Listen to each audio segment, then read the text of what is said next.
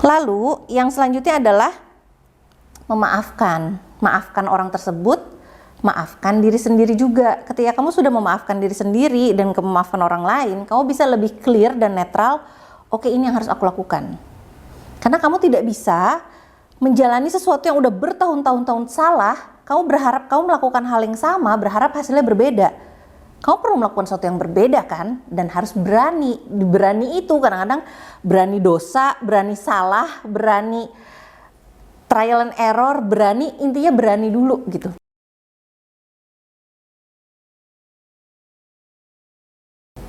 Kak, please bahas tahapan dan cara berdamai dengan diri sendiri, trauma dan masa lalu supaya jadi manusia lebih baik.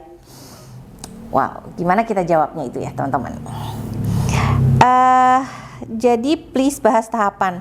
Kalau bahas tahapan, teman-teman bisa cek ada 4 tahap seseorang menerima sesuatu. Jadi masih ada di awal ada denial, terus udah gitu masih ada bargaining, ada apa sampai akhirnya acceptance. Itu secara teori. Tapi kalau aku mau bilang tahapannya untuk berdamai dengan diri sendiri adalah yang pertama, terima dulu. Terima dulu, buka mata. Terima dulu, permasalahannya apa sih sebenarnya? Permasalahannya apa dan dengan siapa?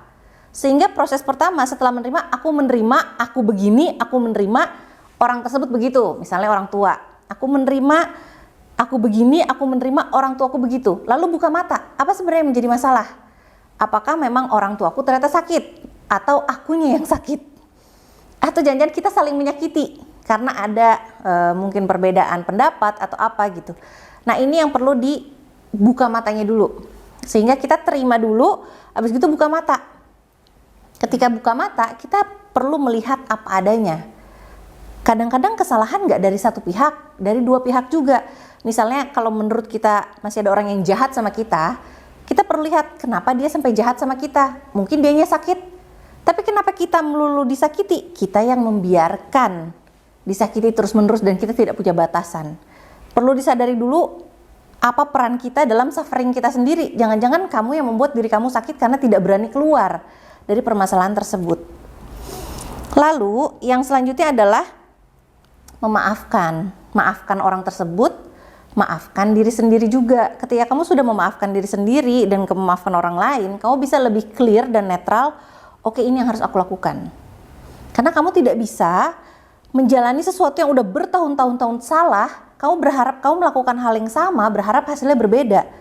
Kamu perlu melakukan sesuatu yang berbeda kan? Dan harus berani. Berani itu kadang-kadang berani dosa, berani salah, berani trial and error, berani, intinya berani dulu gitu. Bahwa yang aku bisa tekankan adalah Allah itu nggak pernah salah paham sama makhluknya. Manusia bisa. Jadi nggak usah takut. Kalau memang niat kita baik, aku mau berdamai dengan orang tuaku, terkadang di depan kita perlu ada healthy anger, kita perlu ada ribut dulu di depan gitu, yang mana itu untuk menyelesaikan masalah. Tapi kalau ternyata kita mengeluarkan kata hati kita ternyata nggak bisa, oh berarti caranya tidak seperti itu gitu. Intinya perlu untuk berani trial and error bagaimana menyelesaikan ini dengan cara yang berbeda. Karena kalau kamu masih terus pakai cara yang sama, jalan keluarnya tidak akan berubah. Gitu. Lalu memaafkan diri sendiri dan orang lain. Lalu kita juga perlu melihat pembelajarannya. Allah mau aku belajar apa sih gitu. Jadi di awal tuh emang kita ada proses kita ada proses menerima, terus udah gitu buka mata, terus memaafkan, habis itu menyelaraskan sama Allah atau sama Tuhan. Jadi kayak sebenarnya kenapa ini kayak gini, Allah mau aku berselaras seperti apa sih? Apa aku kurang sesuai dengan fitrahku, atau aku terlalu terbelenggu sama ikatan dogma doktrinku sendiri, atau aku terlalu blind faith, jadi percaya tanpa ada kritisi dari akal. Kita kan pasti dikasih akal juga untuk memahami itu semua kan. Tapi yang paling penting adalah kepercayaan kita bahwa semua yang Allah berikan di hidup kita itu pasti untuk perkembangan jiwa kita. Jadi sadari Allah lagi ngasih masalah ini sebenarnya untuk kamu berkembang jadi seperti apa. Ketika kamu sudah melihat itu, kamu akan keluar dari victim mentality. Kamu tidak merasa sebagai korban lagi dan akhirnya kamu bisa menjadi manusia yang lebih baik. Begitu, semoga bisa menjawab ya. Terima kasih.